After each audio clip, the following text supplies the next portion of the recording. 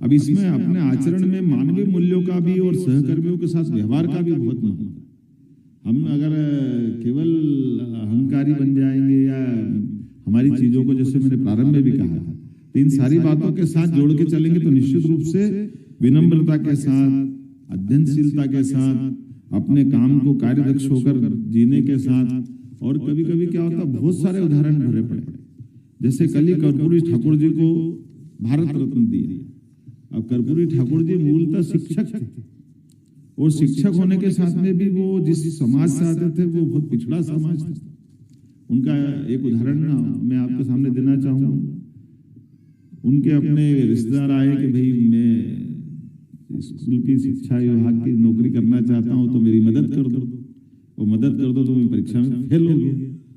तो फेल हो गया तो क्या करना चाहिए? तो उन्होंने कहा तुम क्या करते थे? तो उन्होंने कहा आपकी दाढ़ी कटिंग की दुकान। तो उन्होंने काम करो, मैं तुमको 50 रुपए देता हूँ, दुकान खोल लो, करो, ये तुम्हारे बस की बात है, ये मैं मदद करने का काम नहीं करता।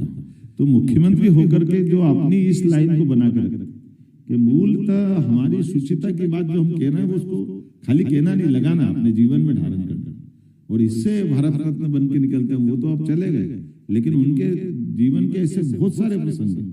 तो मूलतः शिक्षक थे, ऐसे ही वो नहीं। डॉक्टर राजेंद्र प्रसाद, उनका जीवन भी कैसा है, राष्ट्रपति बनने के बाद पटना जैसे स्थान पे वापस आए और एक तरह से वृद्धाश्रम में भी जीवन गुजारा उन्होंने। तो अपने जीवन में उन्होंने कभी अहंकार नहीं पाला। ये हमारे लिए पाथे बन के, ये उदाहरण बन के हमारे जीवन भर काम आए कि हमारे को काम कोई सा भी मिल जाए, लेकिन व्यक्तिगत जीवन में भी हम उसका बाद में कैसे पालन करें। थोड़ा अच्छा भी है लेकिन कठिन भी है, पर हमारे यहाँ उदाहरण ऐसे कई कई भरे पड़े। आपके 2 उदाहरण देकर के मैं बात समाप्त करूंगा। चाणक्य का उदाहरण है, जब वो खुद चंद्रगुप्त के पास अपनी व्यवस्थाओं में वित्त का काम संभालने की जवाबदारी संभाल रहे थे, तो कोई मिलने आया, उनसे मिलने आया तो बात करने में ध्यान में आया कि शासन की व्यवस्था का हिस्सा नहीं है, निजी जीवन की बात है। तो वो उस समय रात में बात कर रहे थे, तो दीपक जल रहा था उनके पास। उन्होंने एक दीपक बुझाया, दूसरा जलाया। ऐसा उदाहरण हमको सबको मालूम है। तो उन्होंने कहा आपने दीपक एक जलाया, दूसरा क्या करा? बोले ये वो पहले शासन के पैसे से जल रहा था, आपको व्यक्तिगत बात करना तो मेरा दीपक जलेगा, मैं इसमें बात करूंगा। उदाहरण छोटा सा है लेकिन सीख कितनी बड़ी है, उसका एहसास हम सबको मालूम है। एक उदाहरण पन्ना धाय का हमारे सबके सामने।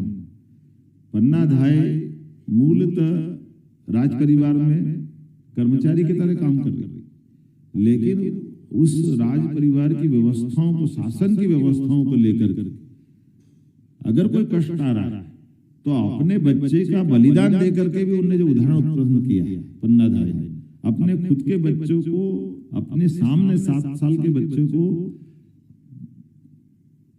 कोई बड़ी घटना के आधार पर, जो राजा के बच्चे की बलि लेने के लिए कोई षड्यंत्र हुआ था, कोई घटना बनाई थी, तो उसके बच्चों को, राजा के बच्चे को बचा करके अपने बच्चों को अपने सामने तलवार से कटते हुए देख करके शासकीय सेवा का इससे बड़ा उत्कृष्ट उदाहरण कोई हो सकता है क्या? कोई ऐसा सोच सकता है कि केवल भारत में होता था? ये पन्ना धाय की बड़ी लंबी कहानी, लेकिन ये उदाहरण हमारे सबके सामने। तो मेरी अपनी ओर से आप सबके प्रति शुभकामना, बधाई, बहुत बहुत धन्यवाद।